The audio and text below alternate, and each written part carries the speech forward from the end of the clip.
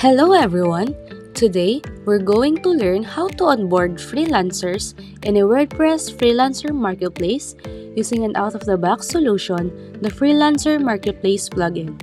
Let's jump straight into it. There are two ways how a freelancer can onboard on your Freelancer Marketplace platform. First, they can outright register using the freelancer registration form, fill out the details needed, and submit. They will receive an email to verify their account while waiting for site admins to check and approve their applications if such settings is enabled. Second, the freelancers can first go through the existing public projects, look for the project they're interested to work on, then click on Submit Bid. In this step, they will be asked either to log in or to register. Once done, they will be redirected to the same project page to create their bid. That's it!